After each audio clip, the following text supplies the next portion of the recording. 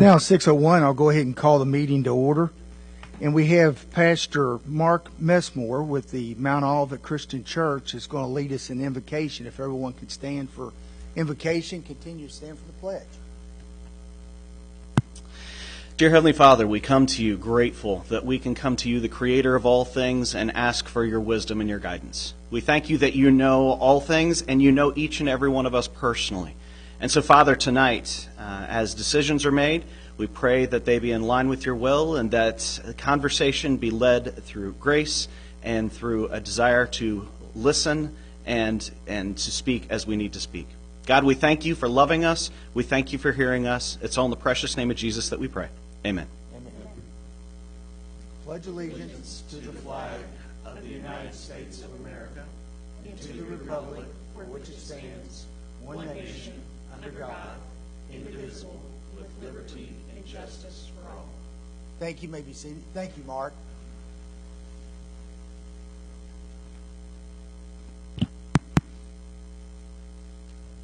Jen, if you can call roll. Magistrate Humphrey. Present. Magistrate Coldiron. Present.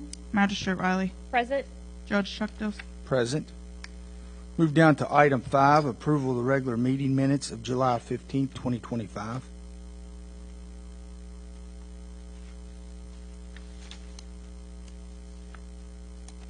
Having read the regular meeting minutes from July 15th, 2025, I'll make a motion to approve as written. I second. I have a motion made by Magistrate Humphrey, a second by Magistrate Coldiron. All in favor by saying aye. Aye. Appears all in favor, motion carries. Moving down to item 6, I need a motion to open up for a public hearing regarding the Grant County tax rate for year 2025-2026. I make a motion to open public hearing regarding the Grant County tax rate for year 2025-2026. I will second. Have a motion made by Magistrate Coldiron, second by Magistrate Riley. All in favor by saying aye. Aye. Appears all in favor. We're now open for public hearing. This hearing was advertised in the Grant County News, and we're required by statute to have a hearing on our tax rate.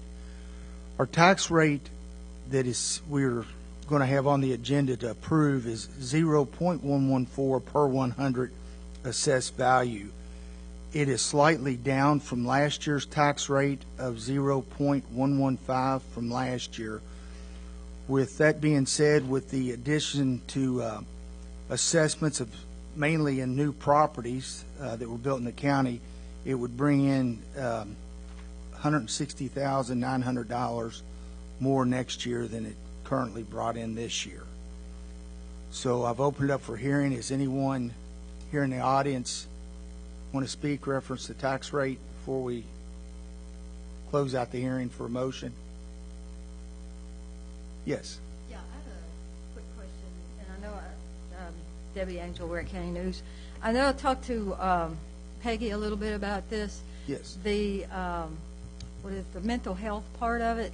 Is that a statutorily required Yes, assessment? the county's adopted the mental health portion in it many years ago. Don't hold me to it. If I'd known that, I would have looked that up for sure. But yeah, mental health is a taxing district for many years. Yeah, and I've been aiming on asking about it. I just hadn't had a chance to. And the Just wanted statute kind of lines out clarification. certain ways it can be utilized. Mm-hmm. It goes to North Key, where the bulk of it goes to, Mm-hmm. and the remaining amount of the funds go to the mental health portion at the Grant County Detention Center. Right. And it's limited to actually what facilities could take it, and actually North Key is the only one in our area that was even qualified to receive those funds for mental health. And they do the evaluations for the court systems, for just anyone in the county. It's they operate similar to the health department, but they on the mental health end of it. Yeah, I just wonder, there's not a specific district for that. It's just something that is assessed. No, when the money's collected from the sheriff, actually that check is sent to the fiscal court, and the fiscal court oversees that separate account for the mental health. And then we make those payments to North Key up on their request. And then, like I said, the remaining amount is utilized with the mental health, and it's the small amount of the funds that come in. Okay. All right, thanks. Anyone else? If not, if I could get a motion to close the hearing, no one else to speak on the hearing, and then this be back on the agenda for a vote. I'll make a motion to close the hearing. I will second. Have a motion made by Magistrate Humphrey, a second by Magistrate Riley. All in favor by saying aye. Aye. Appears all in favor, motion carries. Hearing is now closed. We'll open back up for the fiscal court matters. We have item A, approval of the claims on the general fund, the road fund, the jail fund, along with all transfers presented dated August 5th, 2025. I make a motion to approve the claims this evening against the general fund, road fund, jail fund, along with the transfers as presented dated August 5th, 2025. I'll second. Have a motion made by Magistrate Riley, a second by Magistrate Humphrey. All in favor by saying aye. Aye. Appears all in favor, motion carries. Moving it down to item B, you all have in front of you attachment A of surplus from the Grant County Detention Center. And this be approved, the Grant County Detention Center surplus list. And I know, magistrates, I've spoke to you previously on these individually, that these are 4 of the lawnmowers that were purchased 10 years ago with the canteen funds. And anyone not familiar with the canteen funds, that's the funds that the jail generates through the sale of commissary at the detention center. And part of the restricted funds is they had to purchase items that will be utilized by inmate labor. So these lawnmowers are the lawnmowers that you see mowing a lot of the county properties used by the inmates.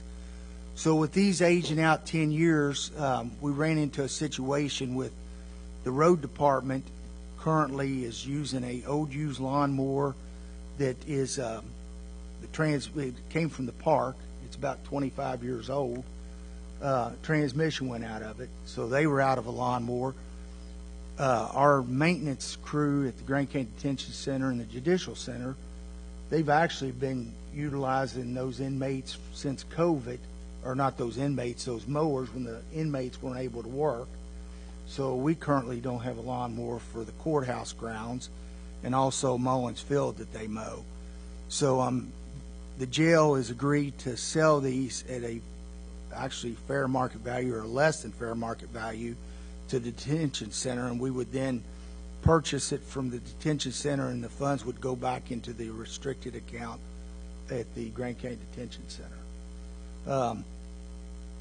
They've agreed to sell them with the hours on them. Most of them are right around 1,000 hours on all 4 of them for $2,500. The going price to the public on mowers of that same year that's 10 years old is somewhere around $6,000 when you check it online. But they were bought at the time 10 years ago on state bid, got them quite a bit cheaper. So just to add to it, the jail purchased 2 new mowers on state bid and got it tremendously cheaper than what we would buy ourselves for. So I need a motion to declare these 4 lawnmowers surplus and to also go ahead and to sell them to the individual entities that will be purchasing it through the general fund, road department funds, and through the justice centers.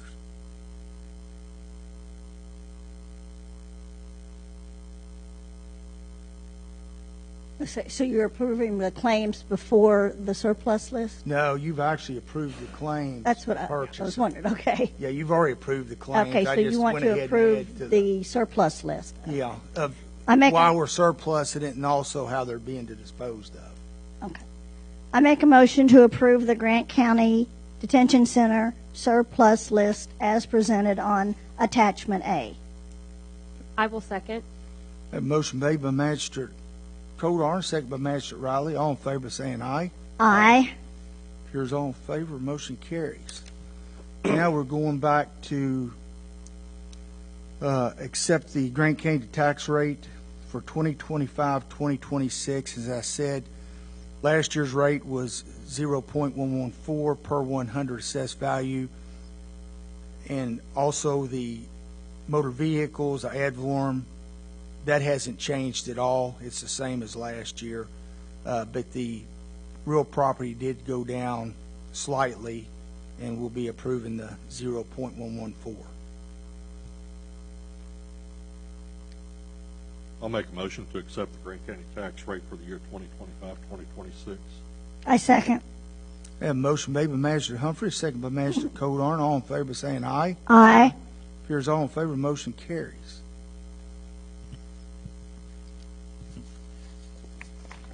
Moving down to item C, I have listed a recommendation from Tyler Garnett, our Director of Emergency Management, and I know I sent out the application or resumes from Summer McDaniel, and I see Summer's with us, and I thank you for coming out, Summer. She's got quite a bit of background in emergency management, along with fire, also water rescue. So I'm asking the court to appoint Summer McDaniel as the Deputy Emergency Management Director, effective August 5th, 2025, and that is filling a vacant spot that's been vacant ever since Tyler moved up to the director position. And I know that he could utilize the help with it. Seems like every time we turn around, we have emergency call-outs for either missing children or weather-related issues.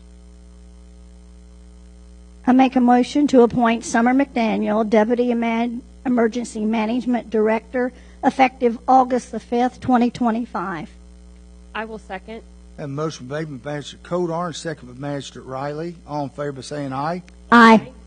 Appears all in favor, motion carries. Congratulations, Summer.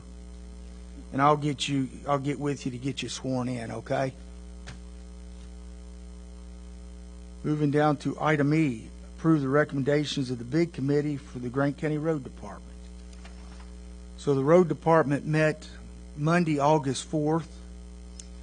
Present, it was in my office, was myself, Magistrate Shauna Codarn, Assistant Road Supervisor Adam York, Mago Construction, Representative Bobby Upchurch, and also the HR Administrative Assistant Melissa Moss, who handles our road aid paperwork.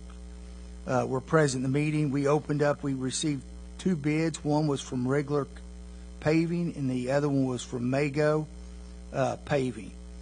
So you all have in front of you, and as we bid out, and we've done in the past, we look at, we ask them to give us the cost per ton and also an estimated tonnage that would be used on each one of these roads. So you all have in front of you, and going down through it, the committee appears that Rigler actually has received the bid. So we had on Case Lane, Mago Construction was at $108 a ton. Rigler came in at $92.50 a ton. Under Kendall Road that we put out for bid, Mago Construction came out at $95 a ton. Rigler Blacktop at $89 a ton. Lantern Lane, Mago Construction came in at $106 a ton. Rigler at $100 a ton.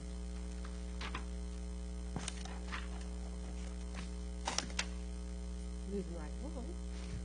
Then Mason Cordova Road came in at Mago at $94 a ton, and they had base added at $90 a ton. Then Rigler came in at $89.50 less, and then also for the HMA base added $84.25 a ton, which is also less. Item 5 was Napoleon Zion Station Road. It came in at $91 a ton for Mago. Rigler was at $87.75 a ton. Then Napoleon Zion Station Road came into $91 a ton for Mago and $88.75 a ton from Rigler's. After speaking to the road department and also the committee recommending going with Rigler at the lower cost on all these roads. And I just want to make note that the 2 roads that currently I'll be contacting Rigler's to go ahead and start on, because we have received and signed the MOA, is on Lantern Road and also Mason Cordova Road. We've already received okay to go ahead and they've allocated the funds for those two roads. So these other roads, we went ahead and got bids on so that we could go ahead and get current numbers of what the cost is, because it seems like it keeps going up every year on us. And we have some flex funds to utilize, and we're actually seeking some other funding from transportation on a bigger project on these bids. So if I could get a motion actually to approve Rigler on these bids, and you're also approving as the funds are approved for expenditures. I'll make a motion to approve the recommendations of the bid committee for Rigler. And also the bids on the other roads as funds become available. I will second the motion. I have a motion made by Magistrate Humphrey, a second by Magistrate Riley. All in favor by saying aye. Aye. Here's all in favor, motion carries.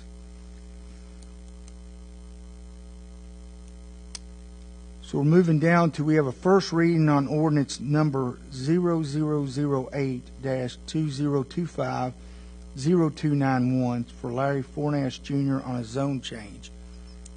And the ordinance says that this is on 3.5 acre site located at 4165 Sherman Mountain Zion Road, Grant County, Kentucky, and providing the recommendations be forwarded to the Grant County Fiscal Court, Williamstown, Kentucky, that it be changed from its present zoning classification of Agriculture 1 to Residential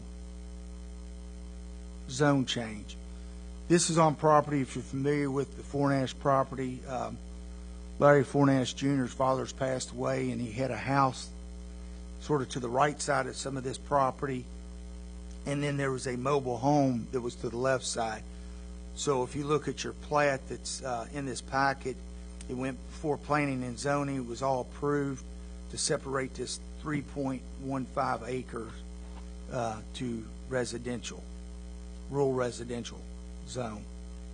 So that's the first reading on it. We have the full ordinance in the judge exec's office if anybody wanted to review it, but that's the gist of the ordinance. Moving down to item G, that's the first reading of ordinance number 0009-2025-0292. This is for Alan Finney Jr., Brian Finney, Michael Snap, and it's a zone change. And this is on 11.735 acre site located approximately 0.3 miles south of the intersection of Elliston Napoleon Road and Elliston Mount Zion Road, Kentucky, and providing the recommendation be forwarded to the Grant County Fiscal Court, Williamstown, Kentucky, be changed from its present zoning classification of Agriculture 1 to Residential 1 Agriculture. And this is a property on your plat. It's, as I said, it's 11.735 acres.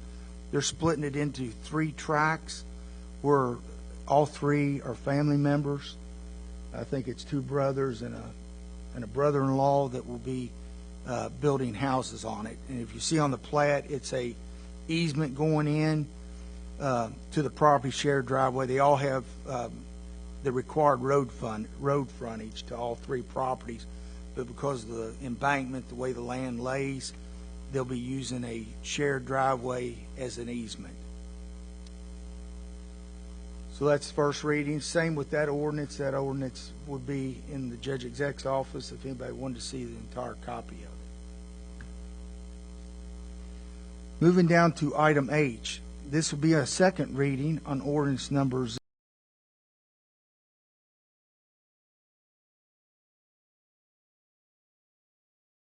legal special purpose vehicles, also known as SLSPV.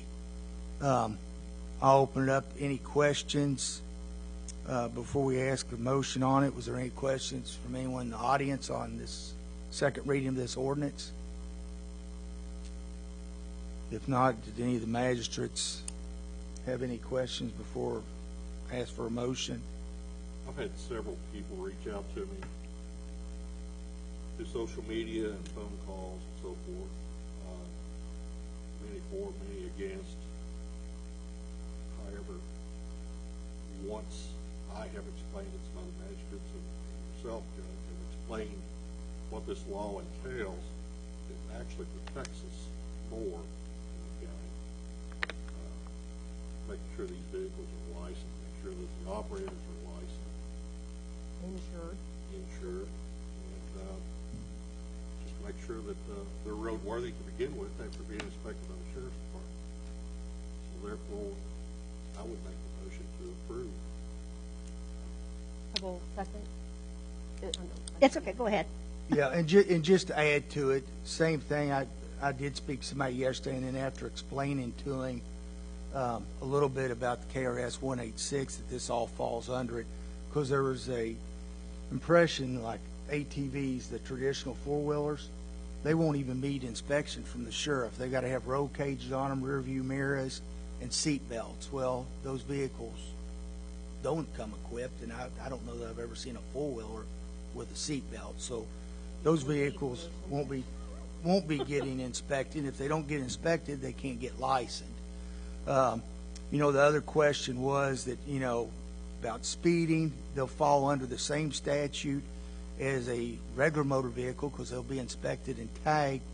And, I brought a couple people's attention. They weren't even thinking about it. These side-by-sides that you see on the road, I see them. I know the sheriff's office has probably seen them on the road. If you get stopped on one now, you're cited for unauthorized use on a highway, where once they're licensed and inspected, then you're cited under your driver's license. So you'll be losing points off your driver's license if you violate the law. So it's a game changer for the people using them because it's the same as a vehicle. So, and then plus, the county will benefit a small amount, along with the schools and the taxing districts. You'll be paying ad valorem tax on the vehicles just as a regular car. So these vehicles and Summer manages Polaris down here, so she knows they range from $20,000, $50,000, $60,000. So they'll be paying ad valorem tax just like they would on the regular vehicle to all the districts. So I don't see that it's an issue. And after, like I said, I've only had one approach that was concerned. After having that conversation, I think he felt more comfortable. And I've had others ask about it, and I know all we're doing is legalizing the legal citizens to drive them. And like Rogers pointed out, they'll be insured, or they'll have to be. They're just like a car. If they're not, they'll be cited for no insurance, and they'll fall under the same laws as a motor vehicle will at that point. They'll have to go to court. They'll either pay the $500 fine or have to be monitored on their insurance for 12 months. So I think it'll make the road safer. And then, as an ordinance, if for some reason we have a problem that happens a year from now, all it takes is me to bring it back before the court and ask the magistrates and myself to amend the ordinance to take care of any issues that we see that we don't know of. So it's not like whatever we do today is unfixable.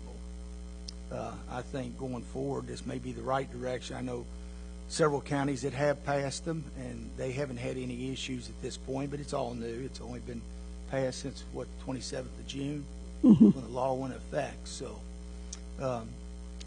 I don't think we'll be sorry, but like I said, if there's issues come and we start getting complaints or certain roads, then we can come in and deal with the ordinance then. Yeah, Brian? Judge, is this going to change the exemptions for the farm thing? No, the statute's still, Your triangle. yeah. Keep your farm triangle. Yeah, if it's going from one farm to another, basically the triangle on the back of it is the main requirement, isn't it, Dennis? It needs Unless to they be in change the that. act of farming. Yeah, an Yes. act of farming. Yeah, yeah, it's staying in effect.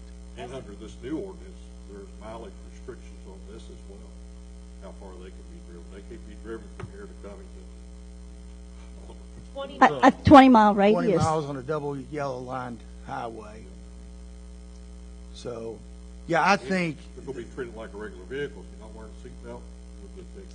the ones I've witnessed is people driving it down the street to their family members, going swimming, doing different things. I mean, And I think that's, Three going back and forth between my fields. I mean, I've got Yeah. three farms right there in that stretch.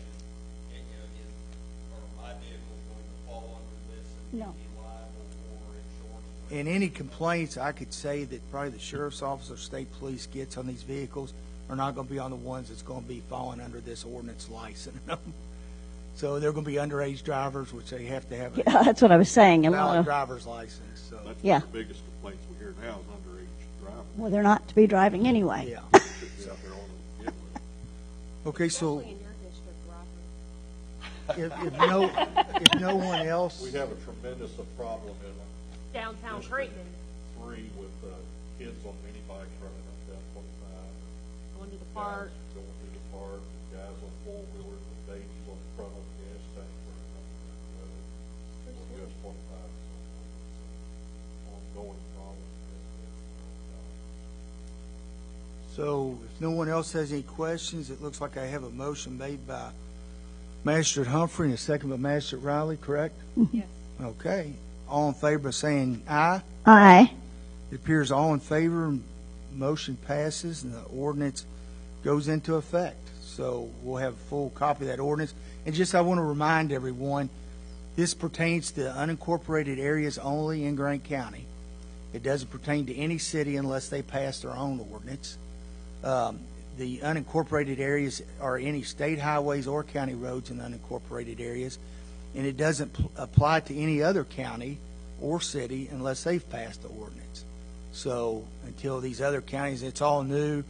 I know several's already passed it, but until they have their second reading, it becomes law, then they need to check with each county and each city to see if they have a current ordinance. So, okay, thank you all. Moving down to old business, don't have anything to report on old business nor new business. Reports, you all have in front of you the treasurer's report, animal shelter report, road supervisor's report. I know between, as I've said before, between rains are out mowing and patching, staying busy with it. You have building inspector's report, coroner, you all received the jailer's report. And moving down to item G, the sheriff's report, we have Dennis Schweitzer, our sheriff, with us. Good evening. So this is the report for July's activity, some of our activity, not all of it. But in July, the sheriff's office responded to 750 calls for service. We did 11 collisions. We issued 70 citations. We made 56 arrests, 41 criminal investigations, 178 process service, 220 auto inspections. None of those were the off-road special purpose vehicles. And we traveled 3,673 miles transporting prisoners. How many miles was that? 3,673. Speaking of that, have you had anybody inquire about getting inspections? No. Okay. No, and none of those, as I said, the 220 auto inspections that we did, none of them was for the side-by-sides. I know I Dennis, have. will you be able to do home inspections on these? They call the office and request to come to the house. Yeah, we can. There's I a, mean, there's been people. It's additional fee. Yeah. Would it, Big trailers. if you could tell them it's 25 if they come to the office, and then it's an additional. it's $30 if we make a trip. Okay. It's an additional fee, and then 25 for the inspection. It's a separate form from the auto inspection. But yes, we will go to people's houses to do those. And that's the one that has the 15 check-off boxes that the sheriff will have to check off that meets those standards. What, could you email me a copy of that or take a picture of that? Where? I can send it Okay, to all right, you. perfect. I've got constituents that were waiting for tonight, so I was just going to text them, hey, you're able to move forward after this reading. Yeah, I think the law passed last year on that. It was just this year, and This year, yes, in this session. like a month and a half ago. Yeah, June Yeah. 27th when the law passed for the special vehicle. The statutes, yes. Are you at the dealership, son, or are you all issuing temporary tags?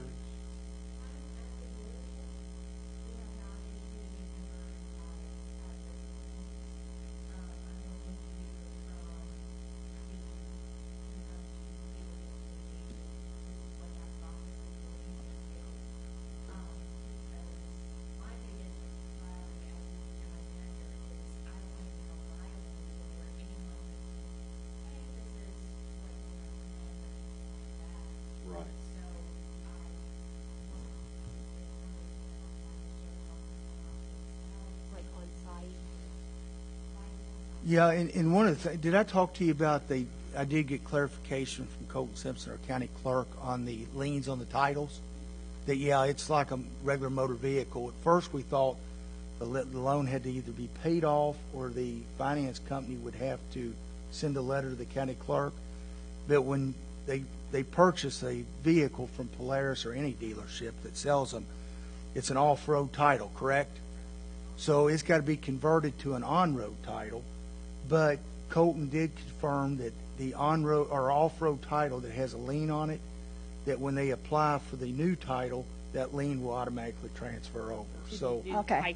to the new type of title, which I thought made total sense. I Yeah. couldn't understand it not, but at first there was it wasn't clear. It appeared that they could not do it, but the VIN number is the same. The only thing's going to change is the title number, which is the same as if you lost your title to any motor vehicle you have. If it's got a lien on it, you get a new title, that lien will transfer over anyway. So anyway, okay. Thank you, Dennis. Sure. Yeah, I think I was referring to the dealerships doing inspections that passed last year. Yes, that's what. There's too many I'm sorry. inspection things Yeah. going on right now. Okay. At first, I thought that's what you were talking about. Yeah. But will it apply to the side-by-sides? Or No. it doesn't? No, it's separate, but it's inspection Okay. related. And are you all understanding what he's doing? Yeah, the dealers through a system, and they have to qualify. They can actually, and Marshall's is one of them, they can actually in-house do the out-of-state inspections. Oh, okay. The system's not ready yet. Yeah, We've already reached out to them. that's the way normally it works. Imagine They that. pass But the law and- did pass last year, so. Dennis, what about the schooling of the new deputies? How's that going? It's good. Yeah, we have 3 in the academy right now. I think this is they're going into their third week next week. Well, technically third week. Physically, they had 2 weeks online before they went. When are they expected to graduate? I believe it's in November. I don't have the exact date in front of me. Okay. And we did hire 1 CSO yesterday. So Good. What school is that going to? CSO, court security. Oh, I'm sorry. I thought you said school resource officer, SRO. No, hopefully I don't have any of those left. Okay. Don't jinx me. Then that's good for one down there. then. Yes. And I'm assuming you still have it advertised and that. Yep. Okay. Thank you, Dennis. What's going on?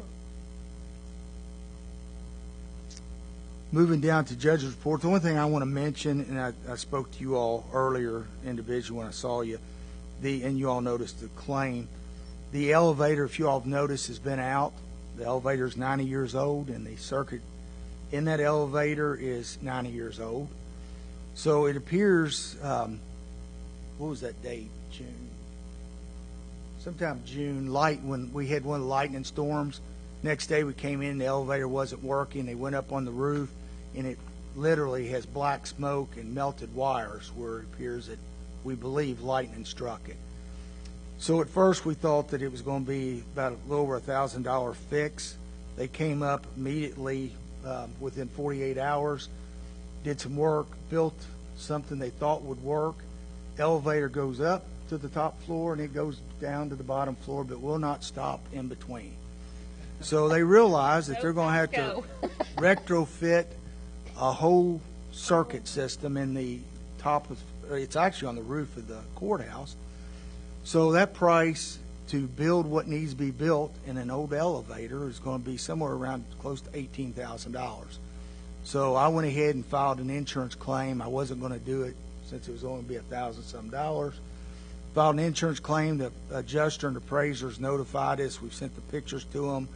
And we've also proven a claim tonight where we've transferred money into the elevator line item because we would be paying for it up front anyway, then get reimbursed from the insurance company. So it's still going to be probably next 20 days before it's fixed. So just letting everybody know that the turnaround time is going to be at least about 20 more days. So, Roger, anything to report on magistrate's report? No, nothing. Shauna? I have nothing. Thank you. Jacqueline? I just wanted to quickly and publicly acknowledge the road department. I know on behalf of all the districts that they have been out, potholes, side brush cutting. I'm literally calling them on every other basis on things that need attention, and they're getting to it as fast as they can, and just wanted to acknowledge that. Okay. Thank you. Before we move into, and part of the citizens' address, I have Brian Miles with us from the Solid Waste 109 Board, and also there's quite a few of the board members here that were wanting to talk to the court, I believe, on the tire shredder. Is that correct? That's correct. Okay. Dave, the podium's yours. Come on up. Everyone knows David Smith. He's the chairman of the 109 Board. Thank you, Judge Dills, magistrates. I appreciate the opportunity to talk with you here tonight. I'm going to be throwing out some numbers, and I would like you all to have those numbers in front of you so that just not talking at the air.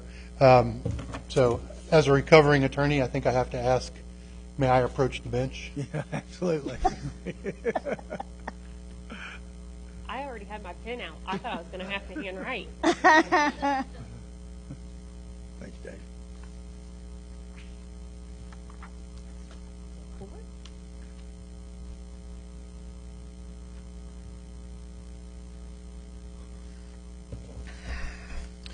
All right, thank you all.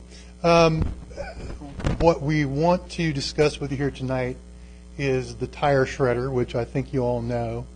We've been operating for quite a few years.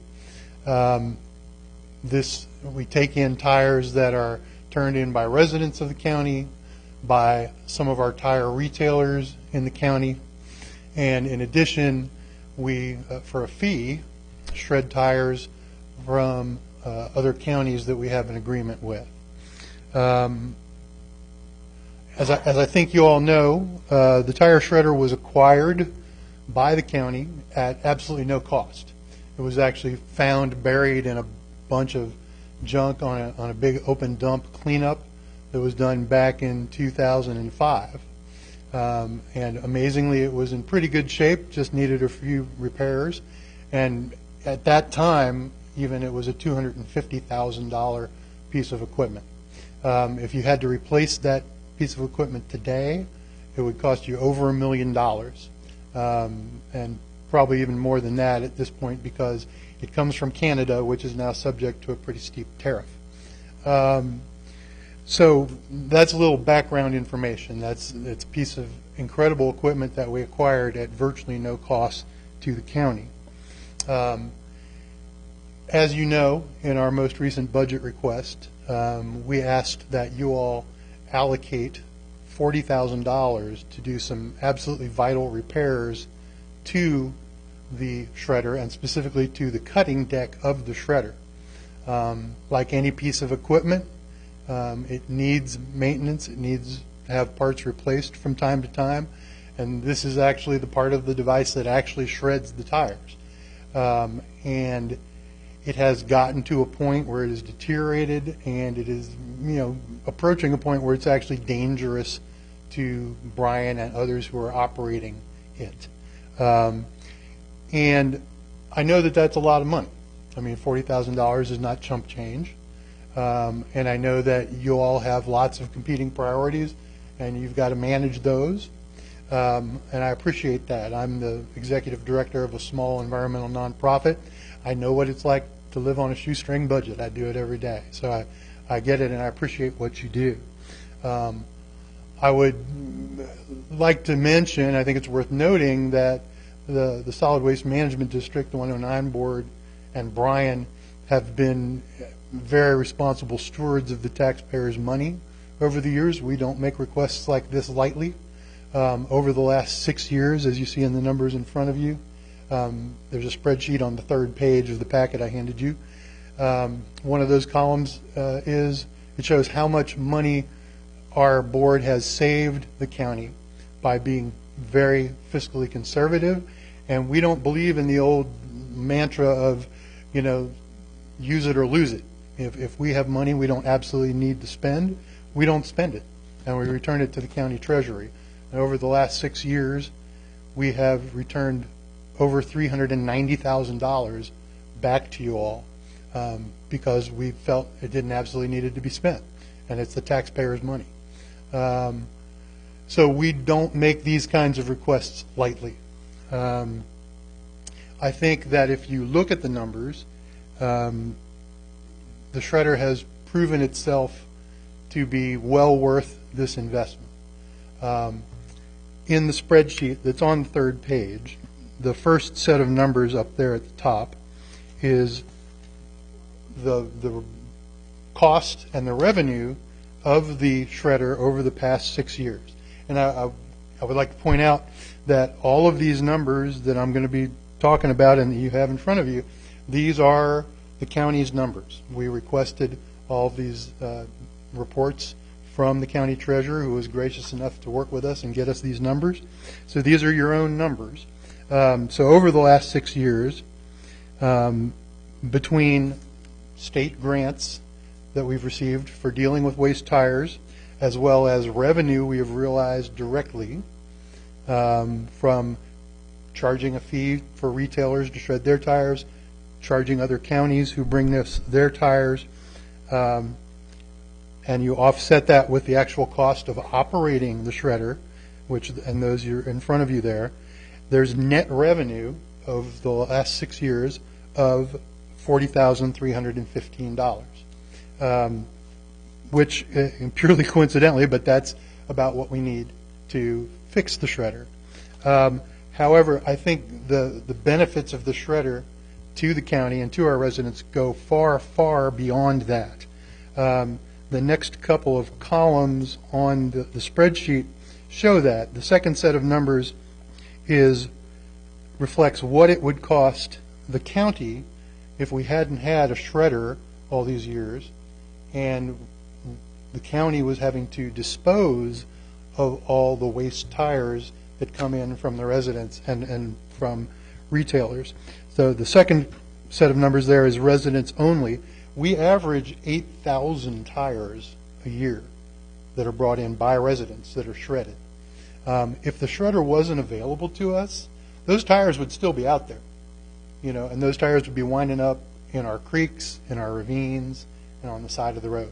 So the county would still have to be dealing with them, and we'd have the added labor costs of sending Brian and road crews and others out to retrieve them and then dispose of them. So if you look at what 8,000 tires a year would have cost the county over the last 6 years, that's a total of $148,000, or an average of $23,000 a year over the last 6 years. The third set of numbers there, I think, is actually the most telling, and that is the amount of money that having the shredder has actually saved our residents and our businesses. Okay.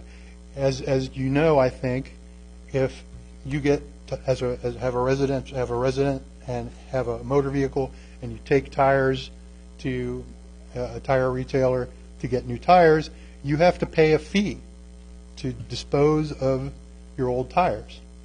And if you do that, that costs an average over the last 6 years of $3.50 per tire for a resident. Our businesses actually have to pay a little bit more than that. They pay an average of $4 a tire to have those tires disposed of properly.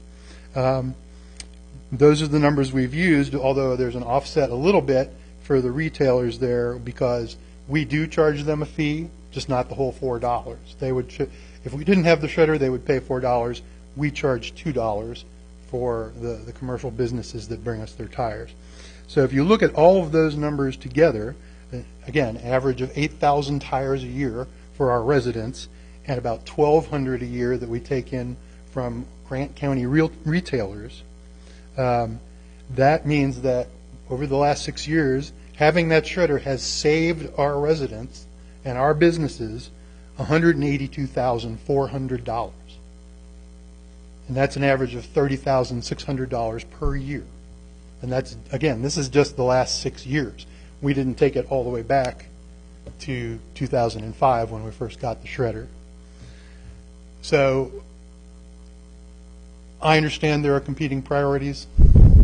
I think that the shredder and these numbers show that this is an excellent investment for the county, and it's a huge benefit for our residents and for our businesses. And I would ask that you allocate the $40,000 that we requested in our budget to allow us to fix the shredder and keep it in operation, because otherwise it will certainly stop operating in the very near future. We're going to have to shut it down because it's not safe. Can I ask you a question? Absolutely. Is it being operated right now? It is being operated very carefully right now, and it keeps kicking out. Okay, Yeah. before you go any further, you just admitted it's not safe. My recommendation as of right now, shut it down. I believe, if I'm not mistaken, haven't you been injured at this before, Mr. Miles, and had a work comp claim on this It before? was lifting a tire when we were loading by hand. But if it's declared not safe, you just said that admitted it's not safe. I said shortly it'll be No, not you safe. said earlier what was safe. So it needs shut down, no more use of it right now. The until problem- we make a decision. The problem that we have now, I don't believe I would classify it as a safety issue, because we're loading with the skid steer, loading the tire, one tire at a time. There isn't anybody who is actually up at the hopper operating. Now, if the shredder was running the way it should run, and with the efficiency that it should run, we'd be putting multiple tires in there at a time, and there would be somebody at the hopper standing there watching everything, keeping control over everything, but we don't have that person at this point in time. We don't need that person because we're only putting them in one at a time. So as far as a safety type issue goes, yes, there was a workman's comp claim on my knee. I tore my meniscus. We used to take tractor trailer tires, and it's lifted and turned to put it in, and that's what tore the meniscus. It wasn't actually something in the physical operation of the machine that caused that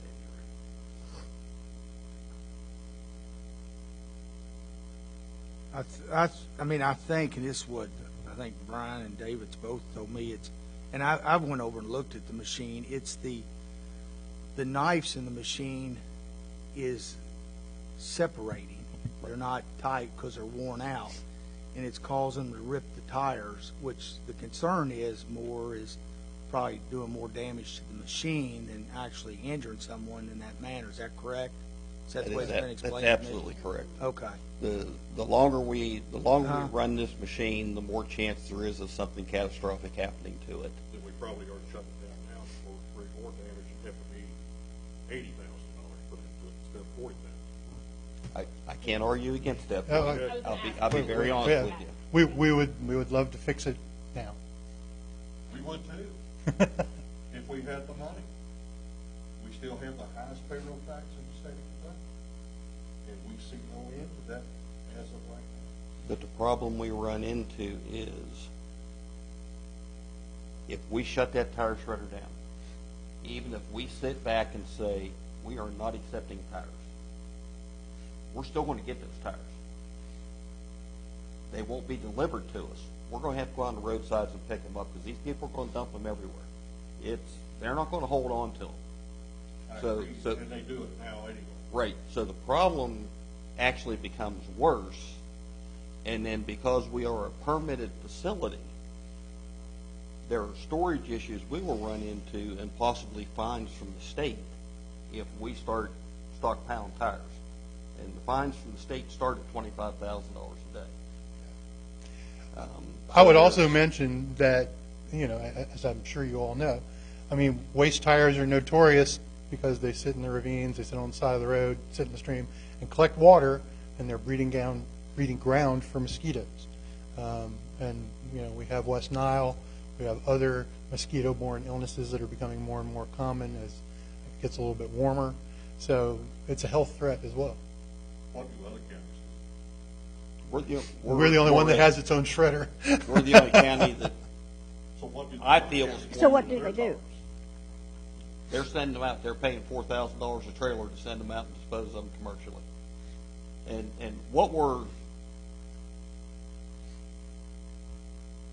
what the big picture here, what we're looking at is we spend this $40,000 and rebuild this cutting deck. We had to do that about 13, 14 years ago. So that's how long a rebuild, how much life a rebuild gives you is 13, 14 years on these knives and whatnot. what it comes down to is, do we spend this $40,000 to rebuild this cutting deck and be able to shred tires for the next 12, 14, 15 years and dispose of them as we are now at no cost? There's no cost for disposal on this. Or do we spend $32,000 or more every year to ship these tires off? Because the math is very easy. You get 1,000 tires inside a trailer. A trailer costs you $4,000. We get about 8,000 tires a year from the residents. 8 fours is 32. So we either spend $40,000 once, and then we don't have that cost in subsequent years, or we pay $32,000 or more as the price of tires goes up every year. What does the, talk about the commercial dealers, what do they have to pay if they don't purchase? What do they have to pay? They're paying $4. And you're only charging them $2. Correct. Now, they're Why are pay- we charging them $2? Because our mission when we got this tire shredder, our mission was to generate enough revenue to pay for the maintenance of the machine so that we could provide the service free to the residents. And I've got to tell you, I'm very proud of what we've done because this is the perfect government program. We provide this service and we generate enough revenue to maintain that thing, so there's no taxpayer dollars, tax dollars, that have to go into this. We're generating enough revenue. So we have interlocal agreements with Fountain County and Harrison County. We don't take tires from their retailers, their residents. It has to come through the fiscal court. We take care of their tires. And then we have 2, sometimes 3 retailers here in the county who choose to do business with us. Now, part of the reason that we discount the price to them is we're not going to pick them up. They deliver them to us, and they help us shred them. You know, they provide the labor and help us shred. So that's why we initially went with the decreased price on it. But we're, you know, it's obvious from the numbers. I'm sorry. 100 The and, number of cars you're getting from retailers? About 1,200. Per year. yes. About 1,200 a year from the retailers, and that's going to leave 6,800. About 6,800 from the residents. And about every 3 years, too, the Kentucky State has a program that will allow everyone to come and pick up in a bulk And section. we collect between 30 and 60,000 tires every 3 years on that program. And Another- they pick up a lot of the big truck tires. 'Cause Yes, the they shredders do. won't They do a shred lot of the them. tires that we cannot Tractor handle. tires. Another question I have is, back when I first started as a magistrate, it seems like they talked about the shredder at that time, and you've got a value of $260,000 of the shredder. But at one time, I thought there was almost $100,000 that had to be put in this shredder to get it up and running. No. No. We had to, It when we was- first got the shredder, we had to order Yes, in it the was. control panel. This was in 2005, and it was about $10,000 for that control panel. We ordered it in. The shredder worked wonderfully up until it was about 2011, 2012, sometime around there, when we had to rebuild the cutting deck. Now, when we rebuilt that cutting deck back then, it was $56,000. And that was for Shred Tech to come in from Canada, disassemble the machine, put all new parts in it, and reassemble everything. This go-round, I've talked to Shred Tech. Just the parts, not even the labor of having a crew come down and do the work. Just the parts is $110,000 if we put new parts in it. We have a machinist here in the county who actually takes care of a lot of that stuff on that shredder for me now. And for $40,000, he can put new spacers in, and the spacers is where all the wear is at, and is putting the gap in there. He'll put all new spacers in, and he'll completely resurface all of the knives. Bring them back up to specification so that it's cutting instead of trying to rip and tear these tires. You know, Like I and said, that was $38,500 to $40,000 for that. That includes the tear down of the unit, the new spacers, resurfacing all the knives, and reinstalling everything. and again, we realize that it's an ask. $40,000 is not a small amount of money, but the numbers clearly show that the return on investment is there. You know, this will pay for it, even if we're just looking at the revenue generated by the shredder itself. It'll be paid for within 5 or 6 years. If we count the benefit to our retailers and our residents that they're realizing, it pays for itself in no time. I look at it, if you're doing 40,000, it's going to take 8 years to pay for it if revenue only generates 5,000 a year. Our revenue this year was $13,000. The total revenue over 6 years is 40,000. No. 40,315. That's the difference. The total revenue Well, that's was the total revenue. $39,845. Is that gross? That is the, Well, the actual, So what's it cost? Well, I'm sorry. let me, That is the revenue No. only from Harrison County, Pelton County, and the retailers. But we still have expenses. Then we have the $4,000 grant in addition to that. But we still have expenses Right. coming out of right, electricity is on the spreadsheet, we've accounted for The that. expenditures are on there And the too. other expenditures are also on there. it. Salary, benefits, and so forth. The $40,315.02 number, that is the net. That's the net excess revenue over the last 6 years. You know, I'm gonna give you my opinion. I think, you know, if we had the extra money, it'd be a great thing to do. It'd be a great thing to do, but we don't have the money.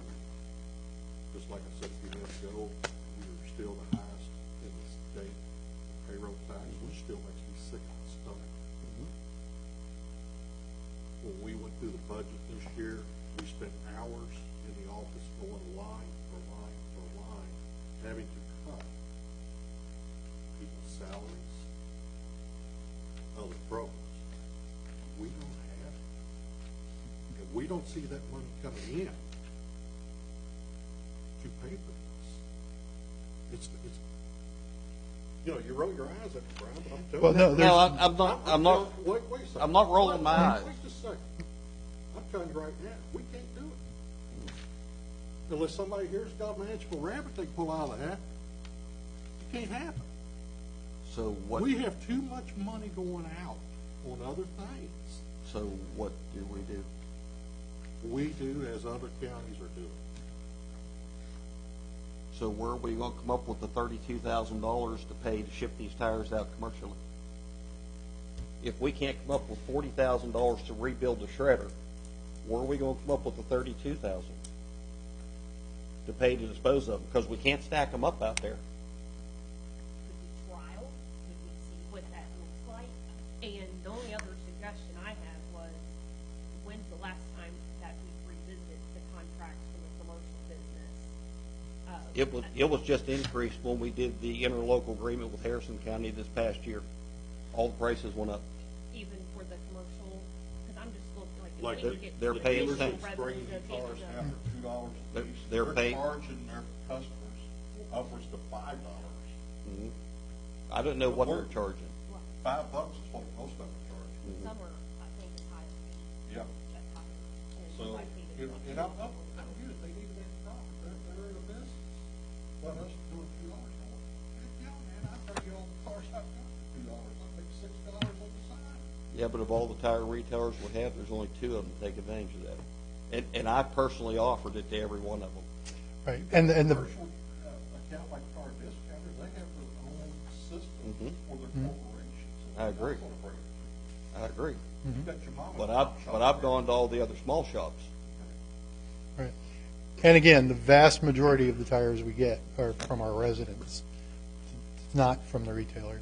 If we was to sell the shredder as is right now, open for bids to sell it, what would it bring? I don't have a clue.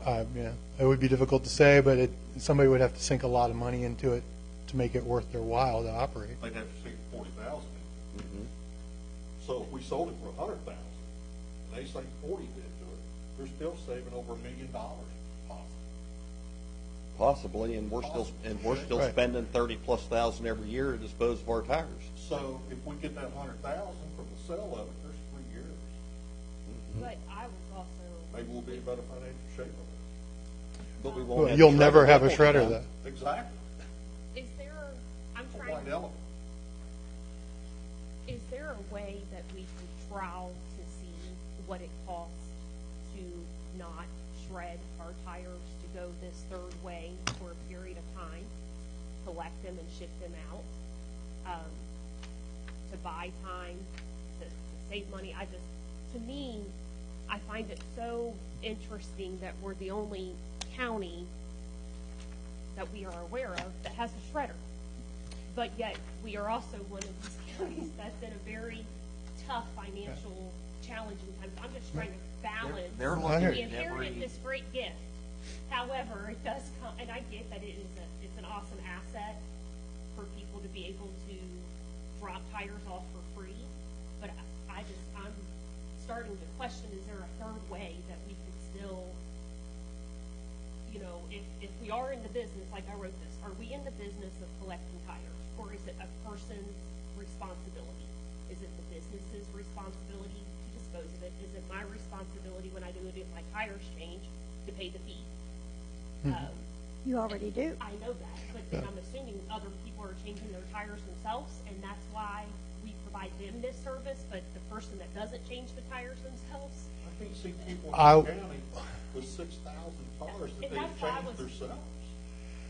That's how many get brought in every year. And I will remind you that in the days before we had the shredder, we were pulling unbelievable numbers of tires out of our creeks, out of our ravines, and off the side of the road every year. Well, I think we are still, I have a road. Well, no, we still do, undoubtedly. We're still doing that, but I think that that's a shadow of the number of them you will be collecting if the shredder shuts down. I wish I wasn't faced to make a $40,000 decision. That is someone's salary, a job, someone in this community, and to spend it right now when we are trying to get things financially in a better position to dial back the occupational tax, but even then, it's still what we should be doing. And I know that we've been on this journey, like when we inherited this, and I still look at, is there other ways, if we are in this business, to provide the service? Or do we just not provide it and we just pick up roadside trash if they're out on the streets, on the roads? oh, they will be, And in the creeks without a and the doubt, ravines. they will be. And it's much harder to get them there than it is And having you- them you know delivered to what- us. With your scenario of, let's try this and see what happens. Okay, so we get our first trailer of tires in. As that trailer leaves, a check's got to go with it, and there goes just about the exact same amount of money I need to rebuild the shredder and get 15 years of life out of it. But I'm also You don't know if saying, you're going to get 15 years of life out of it. That's the best data we have from what happened the last time we rebuilt it. but also, what if we consider changing the service we provide? What if we don't collect tires, we're only picking up tires that some citizen, as the ones already do today, are dropping them? Like, that's what I'm trying to benchmark with my peers in other counties. What do they do with tires? Is tires on their radar to provide this service? And I haven't gotten all my answers Well, yet. the tires are on the state radar. They just had a big listening session over it to get the tires cleaned up out of the streams. You know, how do you get that done? How do you dispose of tires? Our program, I've had 3 different people from the state come out and look at this program, ask me about it. How do we run it? How do we keep things going? Because they would like to put this in other parts of the state. but at $1.2 to $1.5 million a piece for the equipment, they can't afford it. Have them come and pay for this? Hmm? Tell the state to come in here and pay for this so we can continue the program.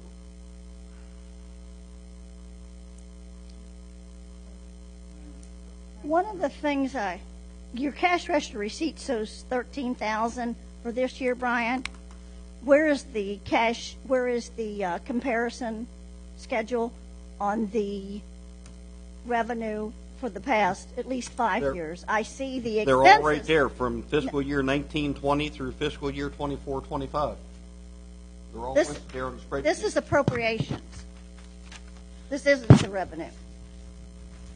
I'm sorry? This is the appropriations. This isn't the revenue. No. Listen right. Oh, well, I want the spreadsheet that comes off of the system. Because that's That not. was in the first packet that I gave you. Now, in your packet here, the spreadsheet is in there. It's on page 3. No, that shows the revenue from the county treasurer. Yeah, the cash receipts. Because the cash receipts. No, there's. That is the 24-25. That's the 24-25. I'm wanting back to 2012 That was in the last packet that I gave you previously for this. because that. I didn't re-put it in here. The only thing is when I first started, I remember that the revenue was much higher, and then we started dropping, and then we quit, even getting over the 5,000. What was the change? What was the change in the revenue? How come? How come they dropped? Say more about what you mean by that. Yes. 2019, 2020, the shredding revenue was $6,154. In 2020, 2021, it was $5,800, $5,900. It dropped in 22, 23. Don't have a reason why. It just dropped. Stayed the same in 23, 24. In 24, 25 is when we added the Harrison County interlocal agreement, and that's also when we increased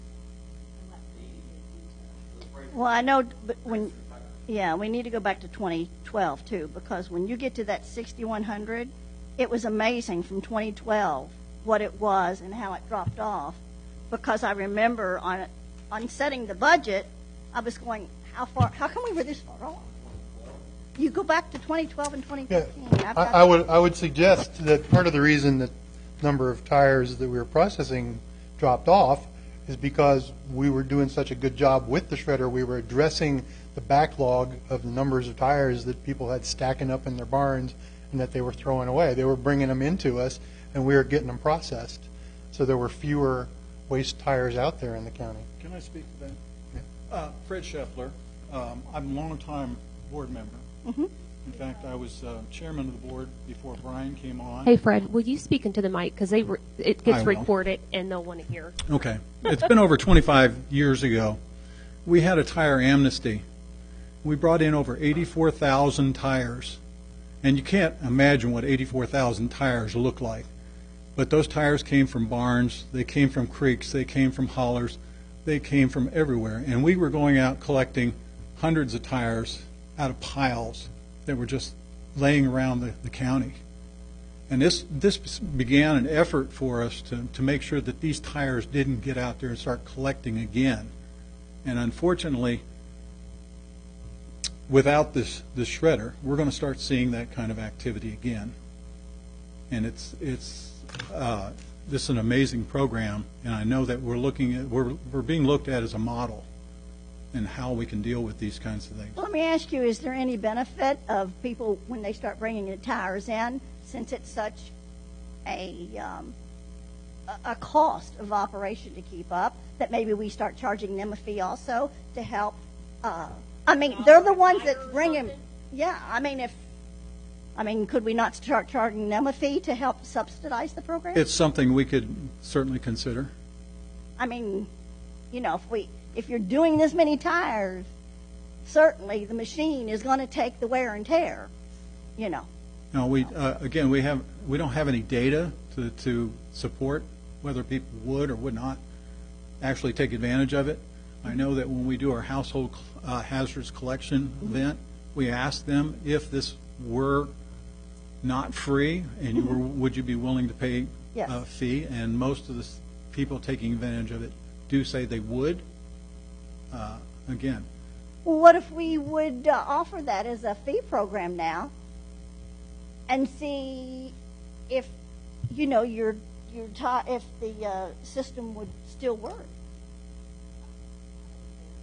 It's obvious that they don't want to pay to begin with, or they wouldn't be bringing the tires to us, and less than the retailer. Still be less than what the retailer charges. Why are they bringing you the tar when they've done paid the disposal fee at the retailer? You can Because just use you it. can't opt out. If you take the tires with you, you don't Yeah. pay. No, No, you cannot. No. I've done it myself. no, you You go can't. to Costco, you go to these other places, you You get can't- charged a fee whether you Yes. take your Yes. cars or not. There's two fees that are charged. There's the waste tire trust fund fee that the state collects, and then there is the disposal fee, What's the fee that the waste tar state? $2 a tire. That is paid on the purchase of the new tire. That has nothing to do with the disposal of the old tire. Absolutely nothing. Then the retailers will charge a tire disposal fee on top of that. And I know you said 5. I've heard 3, 354 is where my numbers have been in talking to the tire retailers. But if they're not going to pay a fee to the retailer to dispose of the tire, they aren't going to pay us a fee. Well, they'll throw them out on the road. That's just the dirty, ugly truth about it. That's what they'll do. Who is they that are throwing them out on the road? Our residents. Not to put too fine a point on it. Well, I don't throw mine out on the road. I mean, I'm sure that you handle yours responsible, but there's a whole lot of people yeah, out but there why that don't. should I be penalized for somebody that's irresponsible How- as a taxpayer? Well, let me, and this may be the crux of the issue. Mm-hmm. How do you feel you're being penalized? Because I'm having to pay through this program, through our general No, the fund, through program's the paid for itself. program. The program has generated enough revenue to pay for this rebuild. It turns a profit every year. Yeah, if you go over 8 years, it does. With the exception of 1 year, we have always had excess revenue. In the last 6. In 2023 and 2024, because we had to replace the starter on the skid steer and the hydraulic system on the skid steer, we went $3,195 into the red. So we spent more that year on maintenance issues than we generated by $3,000, $3,200. That is the only year that we were in red. Okay, if I go back again to the 2012, 2013, 2014, and I pull those numbers, that number was higher. So yeah, if you lower your revenue, you know you will make it if you make that adjustment. What do you mean if you lower revenue? If you was like at a $10,000 or $15,000 revenue then, and then you found out after a while that, I'm not going to make that revenue, I'll lower it to 5, well, then you'll be able to make 5. I don't think in the 25 years that I've been here, in the 20 years we've had the shredder, I don't think we've ever had $10,000 or $20,000 in Okay. revenue. All I can do is pull the report, and Yeah. I can do that. We would Yeah. we would be happy. Because as I to say, see I that. don't see the report here. Because we were only, at that point in time, we were only handling our own tires. We didn't start with Pendleton County till about 13 or 14. Well, I'll have to go back and get it, because I remember So all we had I was the questioned, $4,000 why did we grant. drop so much? But do you think we should get out of that business? Me, personally? Yes. No, I do not. The way I look at this, And I'm saying for the others. the way I look at county government, we're not here to be a business. We're not here to make a profit. We are here to collect the necessary revenue that is needed to provide the services for the residents. This program is the epitome of that. It generates enough revenue. Now, I understand that there's not $40,000 sitting in a kitty that we can just reach in and pull out of to pay for this. I understand that it went to pay for other stuff. I get that. But when you dig down into these numbers, you drill down into these numbers, not one taxpayer dollar has had to go into this thing. It has covered its way. It has paid its way from day one. And over the last 6 years, we're $40,000 to the good. $40,000 more revenue we've collected than expenses we've paid out. I think this is the perfect government program. I'm sorry, it's just the way I feel about it. No. You know, Brian, you said 6,000 cars come in from out of the county. On that average, No. I think it's like 1,200. 1,200 from, 1,200? No, 1,200 from retailers. You said 1,200 from retailers. Okay. Okay. We have 8,000 coming from the residents. The tires from Pelton County, Harrison County are in addition to that. So 8,000 cars come from the residents in this county. Yep. You know, I just based it on 6,000. You would have to shred 16 cars a day, 7 days a week to get 6,000. When we shred tires, every roll-off I send out, and I send out a roll-off of shreds about every week and a half or so, that represents almost 1,000 tires. a roll-off does. Yeah. The state does everything on what they call passenger tire equivalents. I take the tonnage of the roll-off as it's disposed of, divide it out by their passenger tire equivalent, and that gives you your number of tires. A roll-off of shredded tires is going to be somewhere between 750, 800, and 1,000 tires. How much does that cost us? Zero. Doesn't cost us a penny So they take Because because they're already shredded. because they're shredded. If they're whole tires, then we have to pay. The agreements that we had with Republic Services was they would handle the tire shred disposal for us free of charge. We only have a contract with them for how much longer? 4 more years, 5 more years.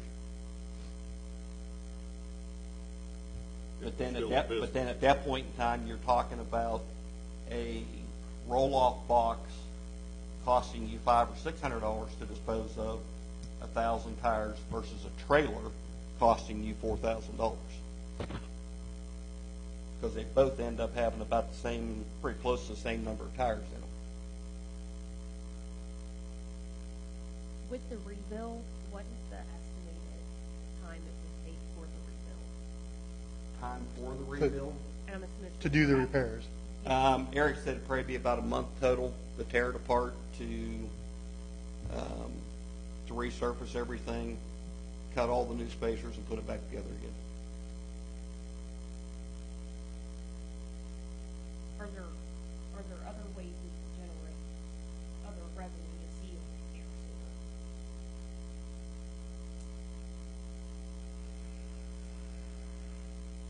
I mean, we've already hit the counties and the retailers with a rate increase this year. this year? Yes, That was last year. No, it's this year. Beginning of the year when we did. yeah.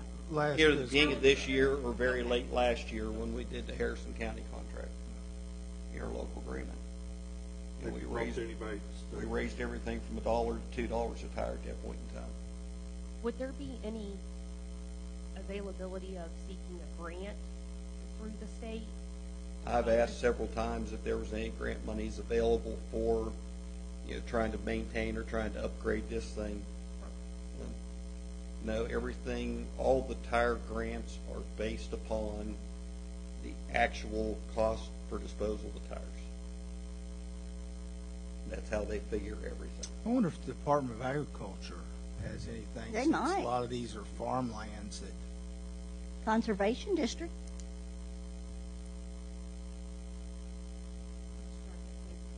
And even if it's some to offset. And gang, I know I speak passionately about this. I'm not trying to degrade you guys or holler at you guys or anything like that. how important this program is because of how catastrophic it could turn in a very short amount of time if we don't have a cohesive way to keep handling tires. It could cart really bad really fast. It could turn catastrophic for us when employees continue to quit because they're not getting just salaries. Mm-hmm. And we're not, you say we shouldn't treat this like a business, but we have to. We have to treat it as a business of at least breaking even, of spending money responsibly. Well, I understand Because that, the and I monies we agree with spend that. are But all the taxpayers, not only in this room, but I'm throughout this comparing entire it to the county. capitalist have to turn a profit mentality. That's and We're not at a. yeah, we're not there. We're trying to keep our nose above water, and believe me, it's halfway underwater right now. Mm-hmm. I understand. This program is well above water. In your experience, and any of you that have been engaged with the shredder, what do you think the estimated time is of current condition How long will it keep operating? underneath the current condition? Maybe it's the way we are now. Yeah, as you are now. You might get a couple months. You know, if we can get through, because I'm over there. I'm not over there I'm not over there all day, but I'm over there most every day, meeting somebody and taking tires in, processing tires. That will tend to slack off towards the late fall and winter months. So it's a slow period. I'm hoping we can get to then with limping along and babying this thing along. And how many months would you say it's in the current condition already? 3 to 4 or much longer? I'd say it's probably been, I have been noticing the decline in the efficiency of it, probably for about a year. And what happens is when you get these, you have the knife, and then you have a spacer, and then you have another knife. When you get that gap between the knife and the spacer, what happens is the wires from inside the tires get down in there. And every time that thing rotates, it's just grinding on that wire as it goes around until I shut it down and yank the wires out and get them out of there, once I notice that they're there. How old is your estimate of repair? I'm sorry? How old is your estimate of repair? I just checked with Eric month and a half ago, I think. Yeah, it's About been a month since and a the half last ago, meeting. and he said Yeah. the quote was still good. Now he actually quoted this about February, because before Yeah, we turned it's in our probably, budget it's request. almost 6 months So ago. it would have been January, February. So I asked him to re-look at that quote, and is it still good? Is it still valid? And he called me back and he said, yes, I can still do it at that number. Being that amount of money, would that be something we'd have to get out? What, Might for be 40? considered Yes, that's true. specialized. Well, It's special. I mean, it might. Yeah. I know one thing I would like to do. I would like to see if I can get a hold of the ag commissioner tomorrow and ask, as a farmer, as a rural community, is there any type of grants available for this? And have you already went down that path? Not with ag, I Okay. haven't. Hey, I brought that up because they do have some grants for like farmers markets Like and specialized, I mean, if this is property. so niche, then we can write a narrative to submit for it, like so niche that Yeah. this isn't common throughout many counties in Kentucky, I would think. I don't know, I would like to call It's not common at all. Huh? It's not common at all. We're a county of one. Well, why don't we do this? Let's reach out a couple avenues here over the next week and try to see if we can get some revenues to help offset this. I see where they're coming from. Obviously, I'm pro the shredder. I see people and talk to them that drop these tires off and get them off the properties. I get that, it's the adequate funds that we need to spend there when there's elsewhere. So, I mean, I agree. Let's look at these other avenues to see if we can get some funding from some other entities. I'll reach out to our senator too to see what he can do to help, and we'll get a hold of Jonathan Shell as the commissioner, and Thank you. see if we can get some grants. Okay. Okay. Hey, thank you all for coming out and presenting everything and having all this information for us, David. Brian. Alrighty. Okay. you all. Thanks. Okay. Anyone else? Okay. If no one else, I just want to remind everyone our next court meeting will be held here in the Grant County Courthouse on Tuesday, August 19th, 2025 at 6 p.m. Need a motion to adjourn. So moved. I second. We have a motion made by Magistrate Riley, second by Magistrate Coldar. All in favor by saying aye. Aye. Here's all in favor. We're now adjourned. Thank you all for coming out.